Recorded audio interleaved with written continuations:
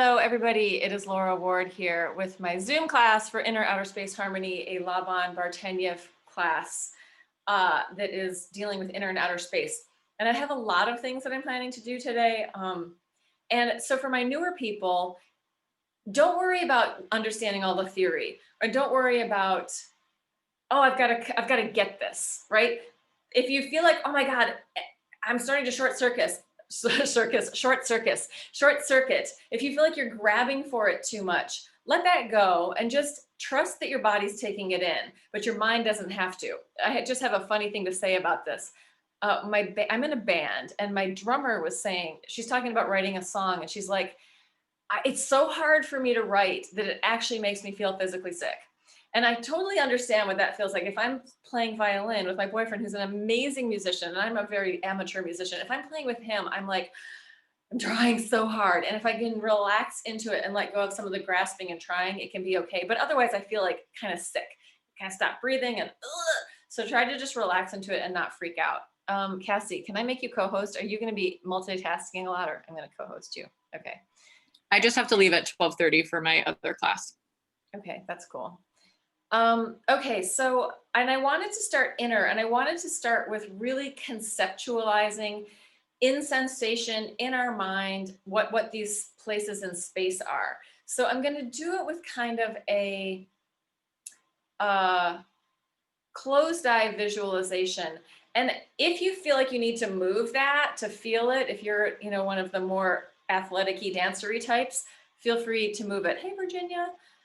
Feel free to move it. And if you feel like you just need to take it in and be in a very quiet interior space and you can conceptualize that, then that is a great place to do it. So I've been working a lot in my meditation practice with concentration. So in this, I'm going to invite you to bring the concentration into sensation. And maybe that's visualizing it within, and maybe it's just feeling it. So that is a lot to have said. So I'm going to invite us to start with our eyes closed, and I'm going to go through all the crystalline forms, the octahedron, and it doesn't matter if you know what this is or not, the cube and the icosahedron. I'm going to go through the forms that we're going to work with today. So just starting with your eyes closed or open if that's more comfortable for you, and just feeling into the vertical up and downness, the vertical dimension in your body. And maybe you want to breathe into that, but if you were just a single line, imagining that deep inside of you, that single dimension, if you were just the vertical dimension, feeling into what that is, how that feels in your body. Breathing into the vertical dimension. So we might say lengthening and shortening, or rising and sinking, or anything like that, ascending and descending, really working with the words of up and downness, and breathing into the up and downness. And as if it's just a single line through your body. So maybe it's midline, and it goes down below you and it goes up above you. It's just that midline vertical. Breathing into your sensation of that vertical up downness in your body.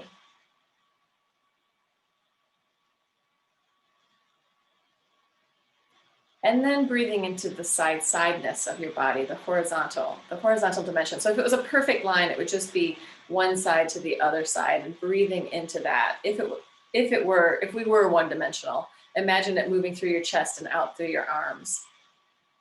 So breathing into the width of your body, finding the sideness. And taking the breath into that widening and narrowing.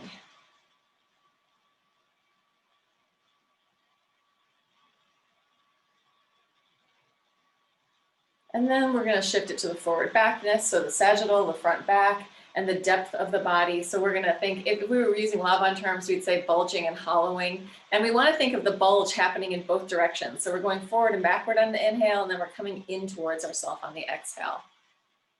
So breathing into that sense of forward backness.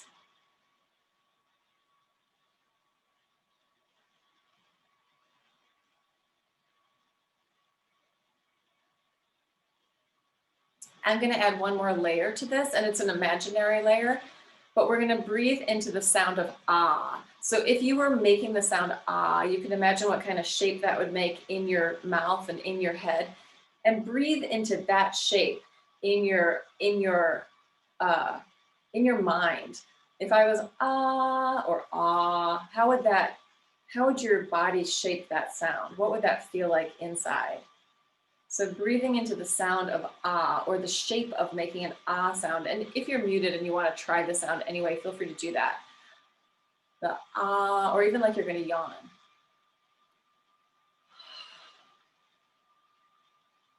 And then breathing into the sound of E. It's almost like a big smile. Breathing into the imaginary sound that you're creating with your face, imagining to create or making it if you want to, the sound of E.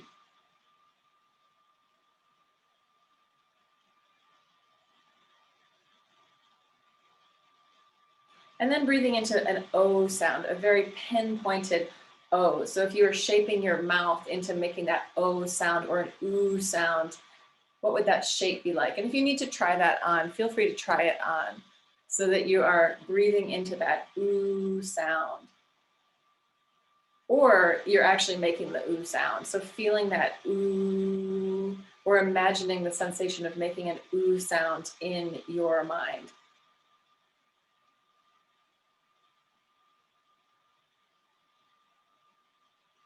So we could kind of say that the ah is aligned with the vertical, the up, down.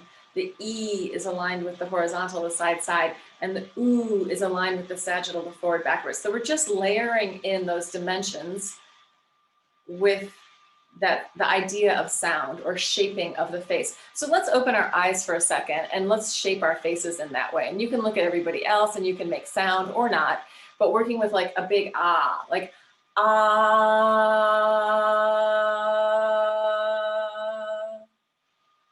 and then a big E. E,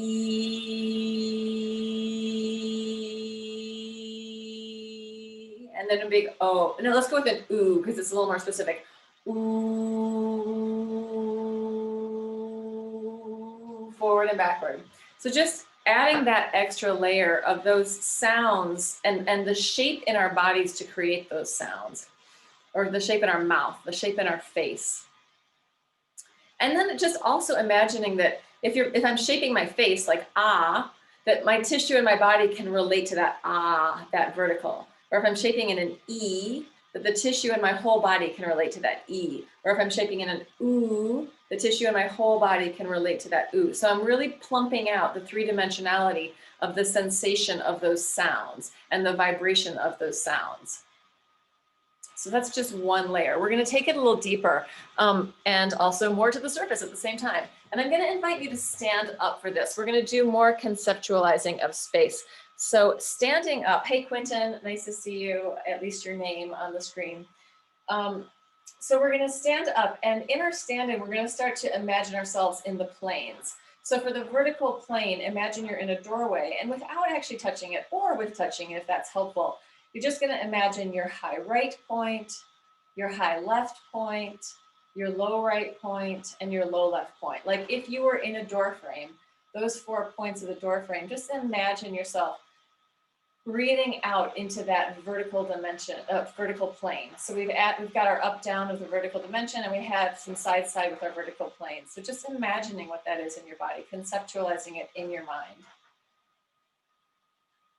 And then we'll go to the horizontal. We're just racing through this because I want to go to a lot of material today.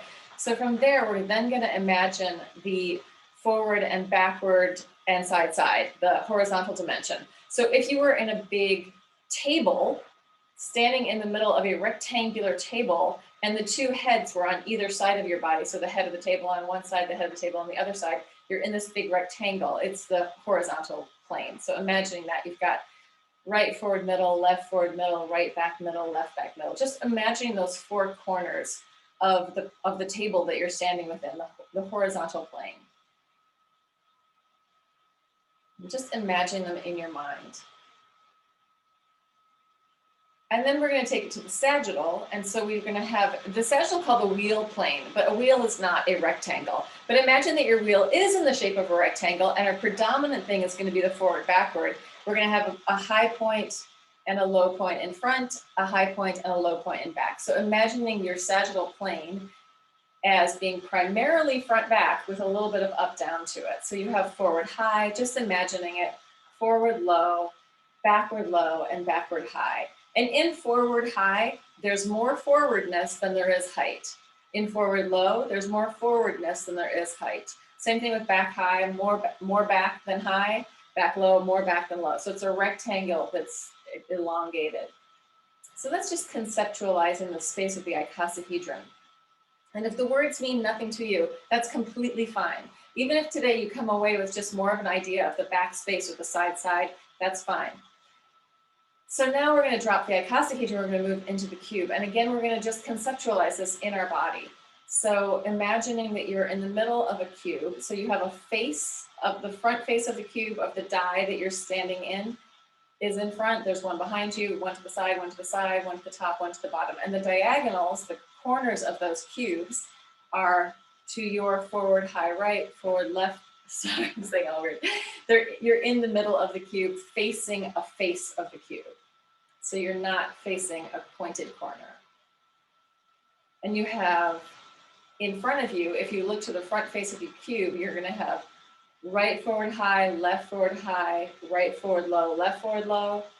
And if you imagine to the back, you're going to have right back high, right back low, left back low. And that's going to be 3 equal spatial poles. So in your cube, each one of those corners has equal upness, equal sideness, equal forwardness, or whatever the 3 dimensions are, it's going to be equally reaching into those. So imagining that you're basically in a big boxed room and you can reach into those corners. And I've said this before, but if it feels uncomfortable to be in any of these spaces, then just let that go. You don't need to stick with it. And if your mind starts to go fried, like, oh my God, all this conceptualizing of space, let your body do some movement. So let yourself play with that if that is helpful. So now we're going to do one more imaginary thing. Actually, let's wait, let's open our eyes and let's do this with our bodies. So let's come together, eyes open, and we're going to imagine that we're in our cube. Let's just touch the 4 corners of the front of our cube. So we're going to have right forward high, left forward high, right forward low, left forward low. So you're just touching those 4 corners with both sides of your body, right forward high, left forward high, right forward low, left forward low. Let's touch them just with one body part. So our right hand, which is actually my left hand, but for the sake of this reversal, you're going to have right forward high, left forward low, right forward low, right forward high, left forward high, right forward low, left forward low. So that's just to conceptualize it all with one hand. Let's try it with the other side. Left forward high, right forward high, right forward low, left forward low. So we're touching those 4 corners of the front of our cube. We're going to take this to the back now. Let's do it with both sides of our body. We're going to go right back high, left back high, right back low, left back low. How often do you go back there? Right back high, right back low, left back low. We are not going to actually do one side. Actually, let's do it. Let's just do it small with one hand because it's so exciting and fun. So we're going to take our right back high, left back high, right back low, left back low. Switching to the other side. Left back high, right back high, left back low, right back low. Great. So now you've got this sort of concept of the points of the cube. Now we're going to move with one hand within the cube. We're going to just find a diagonal. So we're going to go from right forward high, and we're going to cross to left back low. So right forward high, we use the same hand, we cross with our arm and our leg, we're crossing the body, left back low. Right forward high, left back low. Nice. Let's just do the same diagonal on the other side of the body. Left forward high to right back low.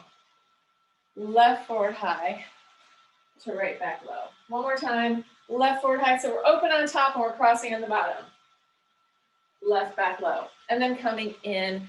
And let's just come together for a second and just notice what you're noticing. So just a minute of processing and what you might have noticed, what was harder, what was easier, what came up for you, what did you think, feel, etc. If anything popped up, and feel free to unmute and just share your experience. Anything of that entire beginning. Dawn.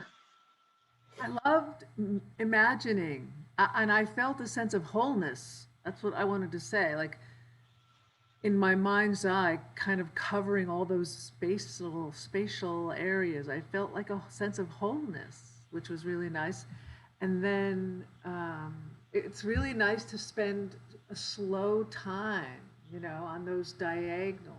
And then the twisting is really hard, but it kind of gets my muscles awake. Yeah, it kind of wrings us out a little bit. And that creates more space once we yeah, that's why spiraling and rotation are so important. And if we take this to the Bartenieff level, that's that rotary factor, arm circles, twisting, spiraling, crossing center, opening out. That's all going to affect our nervous system and our tissue in different ways. So it's nice to notice when you're like, oh, that feels, something happened, right? Abby, let me read what you said. On the horizontal plane where the table images were introduced, the left table seemed more close compared to the right tables. Yeah, imagery. Yeah, it can be different the way we conceptualize the two sides of our body, right? Especially if we're right hand dominant or left hand dominant, whichever dominant side might have a very different relationship in that whole side of our body. Anybody else want to say anything, Cassie? I am kind of similar to Dawn, piggybacking. The conceptualizing and imagining made me really aware of my backspace, and not just the surface of my body, but like what was actually existing beyond that in the like out into the kinesphere. And so then when we started reaching back there, I felt like I was able to take my focus with me too, and really sense beyondness instead of staying here and going there at the same time. I felt a little bit more integrated going back there. Wait, can you say that one more time? I don't feel like I understood what you were saying. So in the imagining, I was really aware of my backspace, and not just like the surface of my body, but I felt it radiating outward. And then when we actually started reaching to, let's say, right back high, left back high, I felt like I was able to do that in a more three-dimensional way without keeping my focus so on my screen, which I oftentimes do, and I don't take it with me because of this. So I felt much more integrated going back there, which felt nice. Great. Thank you so much for that. Anyone else want to say something? Lindsay, you look like you're getting close. Oh, go ahead, Quentin. Yeah, when I was in the vertical plane, well, when you were doing the high-low, going back and forth, and you emphasize one body part, once I got a little bit out of the confusion of that, what I noticed is that my lower body became much more charged with being rooted. And it was almost like what? My lower body became much more rooted, like pushed down. And there was a much more sense of power, just a sense of power coming from this place of using one body part. When I was using more than one body part, doing the same sort of exercise, but crossing and following what you were saying, it felt like it was more about connecting to the space. And at the end of that last exercise, I felt like I was projecting kind of an openness, a dimension of just being open that was flowing through my limbs, like a sense of just projecting an open sense of awareness. And it just reminds me of like when I don't do that and I make judgments on things. Yes. Well, why? I mean, yes, which is why I want to do this with people, because once you start to open up your body, you start to open up your mind. And once you have more access to feeling in your body, you can go, oh, am I reaching for something? Am I grasping for something? Is something making me uncomfortable? Or am I able to release into this? And let's not, like, sometimes discomfort is really helpful, right? To be like, oh, wow, oh, I don't do that enough. Or, whoa, I feel all bottled up. If I can, and I want to bring this back to one more, it's a Bartenieff fundamental, this idea of navel radiation, because you keep talking about sort of projecting away from your body. So let's just do that with our hands for a second. And it's a very, Tai Chi idea, right? Growing and shrinking, like, so we can imagine growing and shrinking with the breath. I mean, it's in any kind of system where we feel this getting bigger and radiating outward and then coming back into ourselves. So that sort of balance of the inner and the outer, where we're going out, We're reaching, we're going away from center, and we're coming back in. And we're gathering in. As we're coming back in, we're not coming back in with what we threw out there. What we threw out there was something, what comes back in is something new. So, I mean, that's just part of that idea. Like our energy is going out and our energy is coming back. And like, as each of us participates in this group and says, oh, whatever is going on for them, it gives us a different sense of what this is, right? Oh, I'm gathering this stuff from you guys, from your experience. And then I'm sharing this stuff from my experience. So just this idea, it's another Laban idea, gathering and scattering, which often happens in the horizontal plane. Me and my friends, we're all here. And I want to say one more thing about this, because it's something I learned about this week from Sarah Martin, who is in Austin, Texas, and I met her through the embodiment, all the embodiment stuff, embodiment conference. And she was talking about studying the Stozy technique. And in that, they use the vertical, and they talk about that being the axis of dignity, and the horizontal as being the axis of boundaries, and the sagittal as being the axis of past and future. And for me, I feel like in my experience of Laban, the up and down is the me, the side is the we, and the forward backward is the action and the inaction. But if we talk about it in terms, and it's related to time, right? So it could be forward or back, moving forward, going back, any way that you can use it to anything. It's only a concept. It's a concept of adding something to these ideas. Hey, Maria, nice to see you. And also, Kiki, I didn't say hi to you, and welcome. I'm just super happy that you guys are all here. Anyone else want to share anything before we go on? Can I? Yeah. Two things really quick. One was when we were doing the cube, it made me think of a thing I'd listened to earlier this week, completely unrelated, but imagining you have like spiritual guardians or angels or something like that above, behind, forward, back, side for protection or guidance or whatever.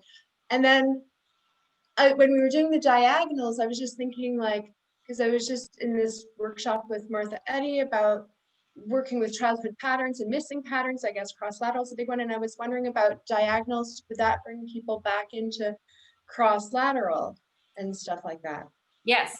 Yeah. So anytime when we're crossing the body and those diagonals, what's so important is we're going from these exactly opposite directions, right? So the cube, and especially what the cube is going to do to your fascia, or moving in the icosahedron, where we're getting into these different spaces that are very three-dimensional, there's a lot of ways we could talk about that in terms of Laban.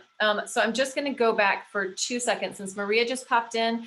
We did some visualization of the space of first the octahedron, the vertical, horizontal, and sagittal dimensions. Then we did the cube, and we did the icosahedron as well, imagining it. And then we started to move within it a little bit. Virginia wanted me to repeat what I said about the, it's the Stozy technique, which I don't know, I may be saying it wrong. The vertical is aligned with dignity, our dignity. The horizontal dimension is our boundaries. Yes, no, I will, I won't, to you. And then the sagittal is the past behind us and the future ahead of us, right? So that is, What technique? it's called, I don't want to even say it because it might be Strozy or Stozy. Anyone know what I'm talking about? I didn't study it. I learned this from Sarah Martin. So don't ask me. I only am just aligning that to how Laban looks at it, or how I look at it in Laban terms, because we could also say it's not exactly how Laban looked at it. Stozy, yeah. Yes, that's it. Okay, so anyone else want to share anything from that initial exploration that came up for you that you noticed that was interesting? Okay, so I'm going to move on, and we're going to play with this. This is really complex. So if you were in the Laban, if you were studying Laban, you wouldn't get this until you'd already been there for over like half a year. So, but I'm going to just trust that our bodies are here to learn whatever they're here to learn, and you're going to learn something from doing this. So, but I'm going to show it to you first. So this is that picture I posted on Facebook for those of you who saw it. Let me just get it lined up in the right way, which requires some thought on my own part. How did I make this? There we go. Is that right? Nope, I got it backwards. There we go. Nope. Oh my God, you see how complicated? There we go, I have it. Do I have it? I have to start where I started, and then yes, there it is. I've got to start where I've started, and then I've got to go to where I'm going to. It's the same as everybody else. So right here, this point up here is my high right. So there's the first point in this. We're going to do what is called the axis scale. And the axis scale zigzags around inside the icosahedron. So we're going to put it in our bodies, and it doesn't matter if, like, you'll feel it because I'll name the spaces and we can go through it. But the axis scale is this zigzag that's moving through from one point to another point, to another point, zigzagging inside to another point, to another point, to another point. It's only going to hit 6 points. The opposite of this axis scale is called the girdle scale, and it's these other points that are going around, the ones that I don't have the red thread on, which you can't see very well but there are points that don't have any red thread. This is really for me to be able to conceptualize the whole thing. Yeah, so this scale is going, if we put something through it, it would be the axis of the float punch diagonal, which is that diagonal that we just did. So, and this is like, some of these people in this course have taken a bunch of Laban and this is familiar to them. And for some of you, it's completely unfamiliar, and that's fine. We're gonna just move it point by point together so we can feel what that zigzagging is like. And to me, this zigzagging quality is something that gets me through life. Like even my chiropractor was like, Lori, there's something zigzagging about your body. And I'm like, yeah, that's kind of how I get through things. I do this and I do that and I do this and I do that. And it's all kind of around the same thing, but it's not exactly the same. So this scale is going to go, we're going to start in the vertical, and then we're going to go to the sagittal, and then we're going to go to the horizontal. So we're going to start with high right. This is in our vertical plane. We're in our high right vertical plane. We're going to move it to back low. That is our sagittal plane. Back low. We're going to take it to right forward middle. Right forward middle, that is our horizontal plane. We're going to go back to our vertical plane. We are going to go to left low, crossing down to left low. Then we're going to take it to our sagittal, forward high, and then back to our horizontal. And I maybe even did that wrong. Left back middle. Da-da, ba-ba, ba-ba, da-da, da-da, da-da. Yeah, so I can think about it, and like, it's more in my body than it is in my brain. That's why I have to have my model to do it. So we'll do that a couple more times and feel what that zigzagging is like. Zigzagging from one plane to another. I'm just gonna move this a little further away. I'm trying to get as much of myself in the picture as I can. So starting at high right, going to back low, going to right forward middle, to low left, to forward high, to left back middle. And then we can come back to high right. So you can feel how that zigzags around between these points. We could hit the points in a different way. Let's do it a couple more times on this side, and then we'll try and do it on the other side. And then we'll play with doing the girdle scale, which is the circling around scale. And let me say that I've looked back at some of my videos. Sometimes I misspeak. Sometimes I say we're in the vertical plane and we're actually in the horizontal plane. Sometimes I say the wrong thing. So if you're watching this and I mess it up, I apologize. I am an imperfect human. So just be aware that sometimes that happens. And also I'm working with the opposite side of my body than what I'm saying.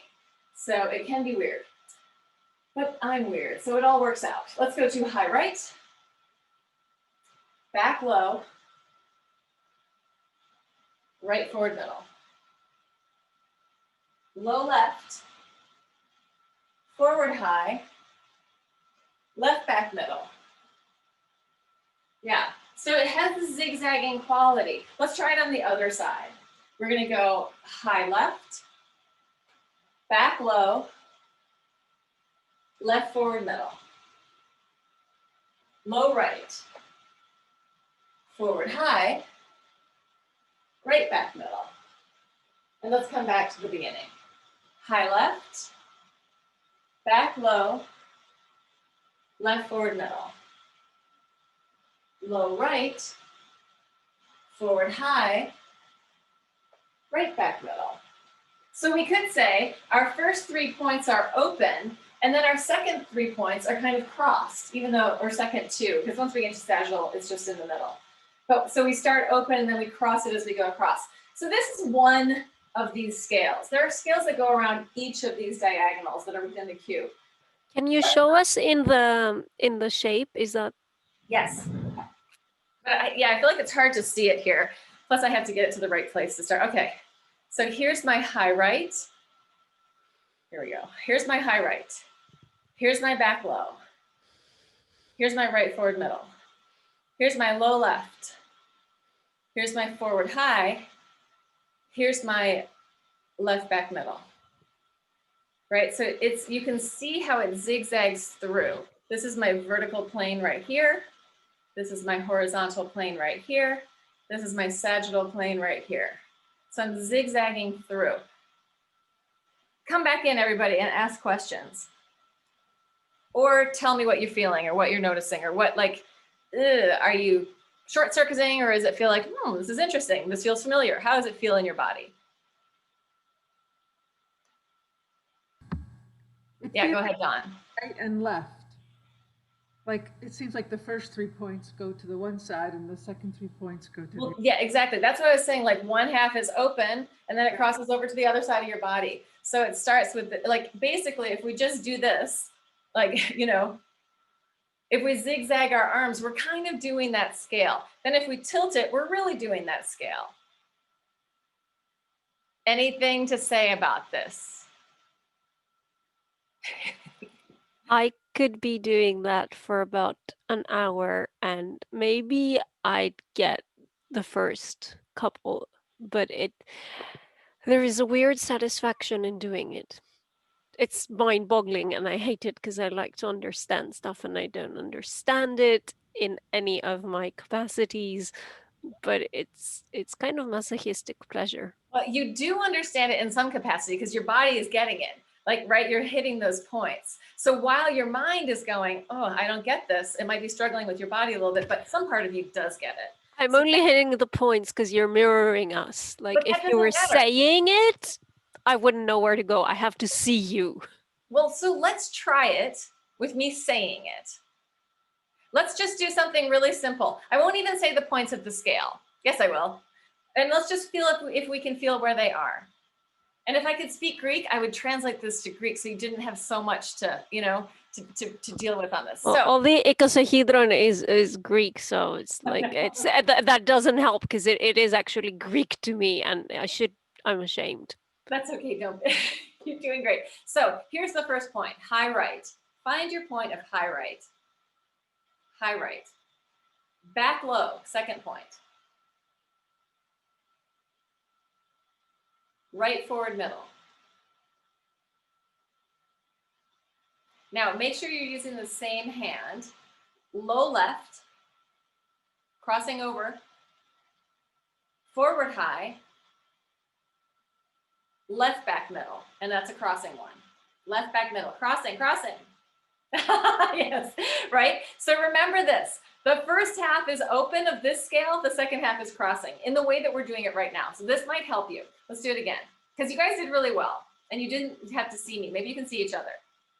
High right. Where is your high right in your vertical plane? Good. Where is your back low in your sagittal plane? Where is your right forward middle in your horizontal plane? Yes. Then your low left, crossing over to low left, crossing down, and forward high, straight in front of you and up, and then crossing to left back middle. Yes, nice. So let's try that one more time. Right high, back low, right forward middle, left low, forward high, right back, left back middle, crossing. Yes, nice. So let's now try it on the other side of your body. And plus, you also have earphones, so you're navigating another thing while you have to do it, Virginia. You know what helped when you said the planes? Okay, so the planes, it was really helpful. Okay, so I'll say it with the plane. So we're starting on the other side of the body. It's your left, we're gonna be in the vertical plane. Left high, sagittal plane, back low. Horizontal plane, left forward middle. Vertical plane, low right. Sagittal plane, low right, so get down, low right. Sagittal plane, forward high. horizontal plane, right back middle. It's crossing. So let's do that one more time with the left. Now we're going to be open for the first half, we're crossing for the second half. So right high, I'm going to do it a little bit. Back low. Oh, sorry, that's left. It is my actual right. That's why it's so weird. So left high, this is your left. Left high, back low, left forward middle, low right, forward high, crossing to right back middle. Yes, yes. Hey, Teresa, we're already like super into it, but join in and enjoy the fun while you can. We're in like something really complicated right now. But how's it feeling? Do you guys feel like it's starting to make sense to you? It's funny, yeah. So I've been to one other session where we did the scale, and even the first half of doing it today, I was just like, I couldn't have said which was going to come next, but for some reason it just clicked, and so now I sort of get it. It was funny. It was like all of a sudden it clicked, and I couldn't even describe it or explain it to someone. I guess cycling through the planes open and closed helps, but if you don't already get it, that's probably not going to help. That's going to be confusing too. But yeah, it just clicked for me a little while ago, so it feels good. Cool. And it's exciting. It's fun when things go, oh, suddenly I even if I can't think of where I'm going next, my body knows where to go next. And this is part of like choreography or learning a form. Like you get to a point where you don't have to think about it. It's just da, da, da, da, da, da, right? Like ba, ba, ba, ba, ba, ba. Like my body can do it, but then I had to draw it out on that thing so I could see what is actually going on here. So let's try, do we want to just continue to layer this one in, or do we want to shift it to the, I want to shift it. I'm not going to give you the option. I'm doing what I want. Like that, democracy, not a democracy, not a democracy. Okay, so the girdle scale, we're going to do the opposite one that we started with, and I probably have to look at this to see what they are. Can I stand it up so I get it? I think I can. So we're going to do the circling of what the girdle is. So that axis was like zigzagging through. We are now going to hit the points of the girdle, which is the circling around of hitting the points that we didn't hit in the axis. So what does girdle mean for the non-English speakers? Well, a girdle is like a belt. It's something that goes around something. So think of it like something that goes around. So what's happening, like we did this scale in here this way. Now the girdle is going to go around these points that we didn't hit when we did those 6 points. We're going to hit all the other 6 points, and we're going to do it kind of in an almost circular fashion. And I don't know that I'm starting, if you were to learn this in Laban Institute, you might start in a different place than I'm starting, but I'm going to start for the sake of interest with my left hand, which is actually my right hand, crossing to the back, that back horizontal, because we did not hit that one when we did the girdle. Actually, sorry, we did hit it when we did the girdle with our left. So we're going to start with the right hand, and we're going to go here. We're going to go to the same point, but with the open body. So we're going to go to right back middle, to back high. Hold on, I have to think about this. Da, da, da. Yes, right back middle, to back high, to left high, to left forward middle, to forward low. Is that right? Well, it's so weird for me to flip it around. So we're open back. There's our horizontal point, our sagittal point, our vertical point, our horizontal point, our sagittal point, our vertical point. There, I got it. There, good. That is the scale. So basically we're circling around like this to do the opposite of what we do when we do this zigzag scale on that side. So does that make sense? It's confusing even for me. So, and I haven't spent that much time with these, but I love them in a long time. So let's try it again. This is the circle that's going around the zigzag. So we're starting with right back middle, and we're going, that is our horizontal. We're starting in the horizontal on this one. Right back middle, to back high in the sagittal, to the vertical, high left, left forward middle, horizontal, forward low, sagittal, right low, vertical to right back middle. So if we did this kind of fast, it would just be this. You're doing this circle that's going through those points. Trust me, my brain is frying doing it too. So it's almost like just let your body do the thing. I know, just let your body do the thing. And let me think if I can do this on the other side. I can. So it starts horizontal. And This is a really stupid question, but can you show us the planes again? Yes. Okay, I'm just going to show them in my body. Vertical plane. Horizontal plane. Or horizontal plane. But the points are there and there. Sagittal plane. Forward high, forward low, backward high. Forward high, forward low, backward high. That's on one side. Same thing on the other side. Forward high, forward low, backward high. The sagittal is really confusing for me. I don't Okay, understand. so let me show you the sagittal in another visual way. This is the sagittal. It's longer forward and backward, and there's a little bit of up down. So this is in my body. If I was looking at you this way, it would be here. My front back. Think sagittal like Sagittarius. So I've got the front back dimension. I add a little bit of up down, vertical, and I've got the front back plane. It's also the wheel plane. So the roll has to go forward. Does that help? Okay. So just to give you the planes again, here's my vertical plane. Here's my horizontal plane. Here's my sagittal plane. They have one dominant spatial pull dimension, which is the name of the plane. So in the vertical, the dominant is the up down. The secondary is the side the horizontal. So this is dominant spatial pull, secondary spatial pull, vertical, horizontal. One is primary. In the horizontal, the name side is the dominant. The secondary is vertical, forward, backward. So here's my table. Okay. And then in the sagittal, the dominant is the forward, backward, and the secondary is the up, down. Yeah. So let's get back to this girdle on the other side of our body. So we're going to start in the horizontal. So it is left back middle. We're going to go to the sagittal, back high to high right. To the horizontal, crossing our body, forward low. To the vertical, low left.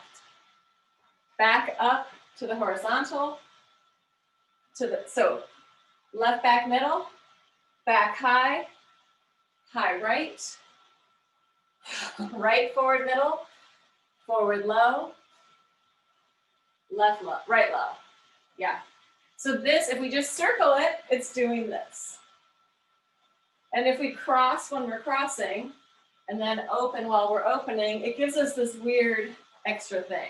So yeah, you're just taking those things and inclining them. This is super intense stuff. So don't feel bad if you're like, what does this even mean? This is boggling my mind. It boggles my mind, and I've been doing it for 20 something years.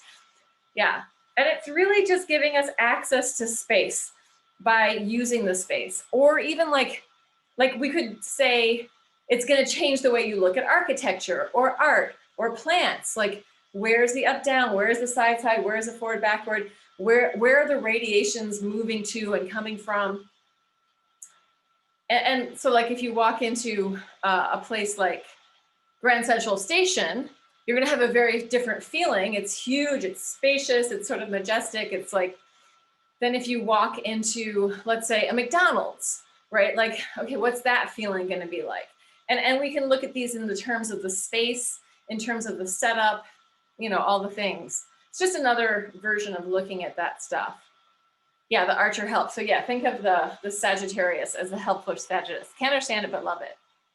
It's dance with profound meaning. It's art, science, prayer coming together. I really feel like that. For me, it is. Like, I feel like anytime we enter into the really deep participation of the body in all of its possibilities and aspects, we're really opening up to spirit. We're really opening up to science. We're really opening up to presence in what is and what's happening within us, maybe to what's happening outside of us, maybe our relationship to that, but it's building. And the more we build these relationships with ourselves, with our understanding of what it is to be in a body, then the more that we can be okay with what's not ourselves, like technically not ourselves, like we are all one or we are not one, whatever.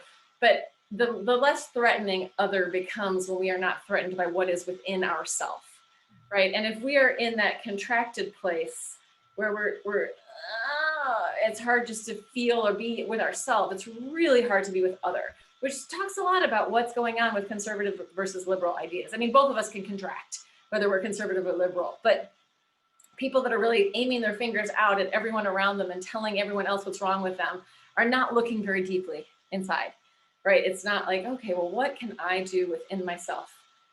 What can I do to make things better? And just changing your energy pattern and your relationship with your heart, with your gut, with your mind, with your this beingness is going to change the thing for everyone also, because as soon as you change one part of the system, the whole system starts to shift. Yeah, so Laban was also at the same time as a lot of other things were happening. I've said this before, but like Rudolf Steiner, Dalcroze, there were a lot of movements that were dealing with these same ideas and sort of how do we embody them, and artists. I mean, even Stravinsky was around this time, Kandinsky. There was a lot of different things going on, and art people really coming together. And there was like in the very beginning, in 1913 to 1916, I think, there was this place called Monte Veritas in Switzerland. And it was like this, and I think the Theosophical Society had originally been there trying to think about things, but they had this very idealistic place where they were unhappy about the Industrial Revolution. They were unhappy about the mechanization of things and the sound and the noise. And they were like, we need to get back to bodies, back to the land. We need to be naked. We need to eat vegetarian diets and dance and move. And like Laban was there. A lot of people went through that place and were thinking like that, like 100 years ago. So it's just interesting to see. Aleister Crowley, like Laban was like one of the first, also supposed to be one of the first people of the Ordo Templi Orientis, like one of these sort of like, it's not really the Freemasons, but it's like along those lines, one of these secret societies, like he and Crowley, and they both didn't get along because they had too much maybe ego or who knows what the hell is going on. But people are thinking about these ideas and how they reflect out or how people take them on and in. So there's a lot to that. Blah, blah, blah, dot, dot, dot, dot. Delacroix. Yeah, Delsarte, Delacroix. There was Eurythmics. There were a bunch of different movement things coming out at that time. And anyway, you're welcome. So go ahead, Dawn. Malarkey. Exactly. I've been so confused about the girdle and the axis. I've tried so many times to read because I never learned this from anyone. I just learned the first part of blah blah. So I've been trying to learn it by reading, and this was so helpful to me. I really, it's so cool, and I'm curious about visualizing it at some point, like how we did the cube and the planes. Well, let's do it. That's perfect. Let's do this. So we're only going to do it. I'm just going to lead us through the visualization without, if you need to move your body, by all means, you can do it in your body, but I'm just going to say the points, and we're just going to close our eyes and see if we can feel into where those points are around our body. So we're going to start with high right, just feeling into where is high right, where in your mind is high right, taking that to back low, moving that to right forward middle, crossing your body to low left, taking it to forward high, and then to left back middle. And I'm now going to say that and add the planes. So let's think about it one more time, thinking or moving it, whatever works for you. So taking it to high right in the vertical, back low in the sagittal, right forward middle in the horizontal. That was all open. Now we're going to start to cross the body to left low in the vertical, to forward high in the sagittal, to left back middle in the horizontal. And then we would come back to high right. So that was our axis scale, moving, zigzagging.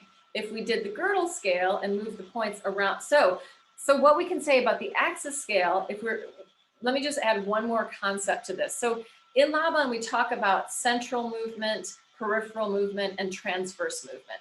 Now, there's in anatomy, we would talk about the transverse plane. Erase that description of what I mean when I say transverse. So central, we can talk about central movement and central tension. Like in the basic scale, up, down, side, side, forward, backward, I'm going from the center and out, coming back to the center, going out, going up, coming to center, going out. That is a central pathway from center to the edge. And there's a central tension. I'm moving from the center to the edge. A peripheral pathway would be if I went just around the edge. So I go to one to the next, and I'm just hitting the periphery. So that girdle scale that's going around the edge is a peripheral pathway. It's moving around edges. Yeah. And then a transverse pathway is neither the center nor the edge. So it's the space in between. And it's when we start to get out of we start to let our spine move. We start to let ourselves shift and adjust. Right. And that's sort of something that tends to be missing in most Western styles of movement, is that freedom of the spine and freedom. Yeah. All that rotation, all that shaping, all that kind of movement, where like if we're doing Pilates or militaristic stuff or ballet, we're pretty much here. We might be there, but we're not here. Right. We're not in these places. And we would say that in the icosahedron, in the A scale, we're moving in these transverse pathways. So the A scale, we didn't do it all today. But the girdle scale, it's really zigzagging through. So while it's moving through the transverse space, it's moving kind of with a central tension because we're not changing. Somebody might argue with me about that, but we're kind of just going from one line to another line. It seems kind of linear, but the body participation can be how we decide whether it's central, peripheral, or transverse. So we have pathways, the way that it's moving, and we have the tension. And that might be the way that it's expressing, or whatever the counterbalancing tensions are in the body for you to move that way. So yeah, I just went off on a tangent. How did it feel? How did it feel thinking through the scale? How was it when you weren't yeah? Did it fulfill the question, Dawn? How about everybody else? Anything to notice? Anything that has popped up? I thought it was an interesting difference to do it without moving it and just to feel it. Like, I guess until like before I had got it, before that moment when it clicked for me, I don't know if I could have even done it. It would have been harder, like without the body, but it was nice to sort of be able to do it just mentally. And just something that you said just kind of reminded me, what I really like about this is that, yeah, I mean, I may be different from most people here in that I don't do dance or a lot of sport or anything. So, I'm usually very front oriented. I'm facing a computer or the stove if I'm cooking or whatever it is. And I rotate from activity to activity, and then I face the activity this way. So it's nice to just think about all these the world of possibilities that's there. So nice. Really enjoy it. Thank you. And Dawn, go ahead. I was just going to say, one thing I like about visualizing, excuse me, is it helps me learn it. It's kind of like when you practice your dance, in your mind, how it solidifies, or your music, it solidifies. So that was really cool. And I love that people are in this class that aren't dancers and stuff. I just love hearing people's responses. It's so cool and interesting. Yeah, I feel like my ideas on movement are that we're all expert movers. We've done it from the beginning, but we can refine so many ways of moving.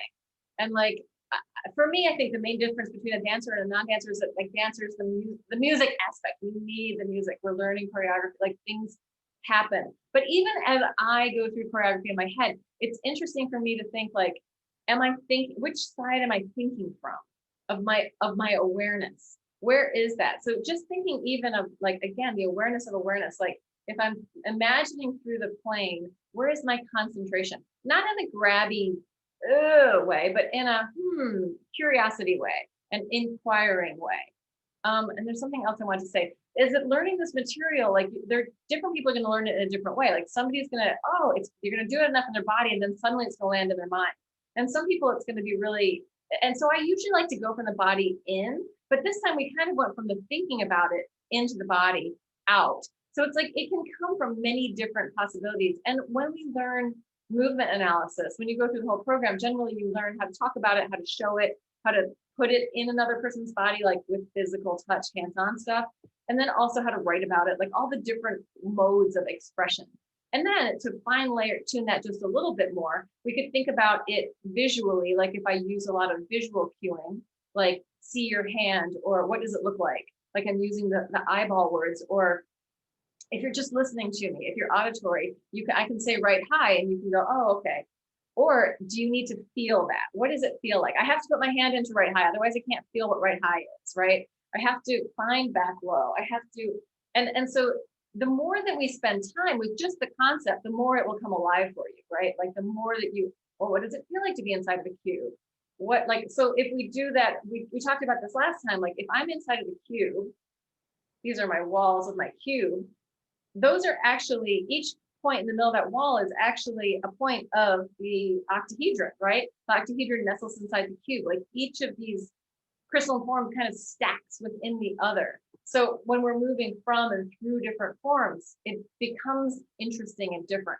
So I want to encourage you to think of making up your own scales, like, and trying them with different body parts, right? Like I could do you can't really see it on that side because I'm wearing black. It's funny, but sometimes like my outfit, I do it on this side. I can do this scale, the girdle scale, high right, back low. Oh, sorry, that's my right. High left, back low, left forward middle, low right, forward high, right back middle. I'm trying to do that with this shoulder, right? And if I do that, what happens in my body, right? If I'm just playing with that space and a different body part doing it. Yeah. So let's just come back in one more time. I'm going to end it in a couple minutes. Yeah, Dawn had to leave. And yeah, if anybody needs to go, pop out, that's fine. Thank you for being here. Anything else to say? Any final words of your own process of something that you learned or noticed? So I was sweating blood and tears when we were doing the girdle thing, and I felt I didn't understand it. And then when we sat down, I noticed that I was breathing different as when I'm breathing after a meditation. So more of the area around my rib cage all around was breathing. So I found that quite therapeutic in a distorted kind of way. Well, And yeah, you also are pushing at your edge. And here's another band practice thing. So my bassist is an amazing musician. She's been doing it forever. And my drummer and I are both like sort of more new to the game. I've played music on and off throughout my life, but I am by no means a good musician. So for us, we really have to work. But my bassist is like, there's something about a band that's working at the edge of their possibility, at the edge of their capacity. They're trying so hard, without being like a try hard, but you really have to focus. You really have to be in. It's like the rawer thing. There's a certain life to it, and there's a certain energy to it that, like a band that's been playing together and there's no problem, and it's super smooth and fluid, wonderful, but it has a different energetic component. So when we take ourselves to these edges of comfort and like, oh my God, my brain is crying, I'm trying to learn this, then we back off a little bit, maybe come back another time, layering in the information. It has a very different way of hitting and landing in the world than something that like, wow, I can do that super easy. I've been doing it my whole life. It's no problem. And that's that, where we're hitting our boundaries and our discomfort and coming back, we're creating more space in there. So yeah, bravo, and it's hard sometimes to find those things. Like, what are those things that are going to challenge me and yet stimulate me and be interesting enough to keep going, And let me also add the one component that when you start to move your body in new ways, it can start to unleash some things. So it is not always comfortable. It's not always wonderful. It's like, oh my God, I've been storing up this stuff in my diaphragm for, 30 years. And now it's starting to come out. Oh no, now I have to deal with that. But it's all in our tissue, right? So if not now, when? I and just something, want to share sorry. that I found so great that sometimes was the body. I was following, the brain was following the body, and then the body was following the brain. And it was so fast, this mechanic movement from brain and body and body and brain. You know what I mean? So it was like somebody was following someone, and someone was taking the command, but it was shifting all the time. Okay, now it's the brain and the body. Okay, and now the body. Now it's me, and so this co-creating, it was quite cool. So I really enjoyed it. That's great. That's great. Thank you for that, Maria. And Virginia, do you want to say something else?